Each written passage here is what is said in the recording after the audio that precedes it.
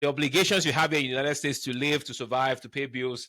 And so it's an immense sacrifice that we're making, right? You're not just managing one budget, you are managing two financial systems, right? You're managing multiple time zones, two households, in some cases, multiple, right? I don't want to get into personal details, but it's like I'm catering for my parents, and then my parents have people that catering for that they depend on us to keep, channeling. So there's like, it's not just them, it's everybody around that they're, all of that. So anyway, so it's not, it gets stressful.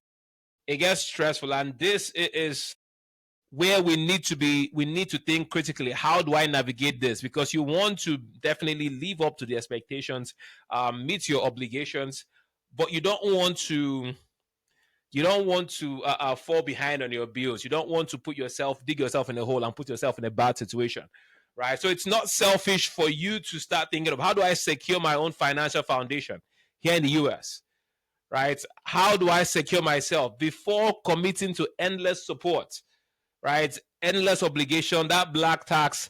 It's not selfish. It's strategic, because you cannot pour from an empty cup. I always remember, whenever you get on the flight, they will announce to you, if you have a child with you in this flight, and for any reason there's a turbulence, put on your mask first before you help the elderly, before you help the child, because you are no use to those people if you are not okay yourself, right? So it's okay to figure out, how do I make sure that I'm in a good situation? Because if I'm good, I'll be in a position to be able to help the people back home. So it's not selfish to think of your own stability first, right? It is not. And I know it's not the thing you will hear, right? Sometimes our families have a way of guilt tripping us. They tell you the stories, and maybe that's not their intention, but when they tell you how bad things are, or the things that need to happen, the things that have not happened because there's no money, you feel like, man, have I failed? Am I doing well? It's almost like a call to action to do something. Resist that urge.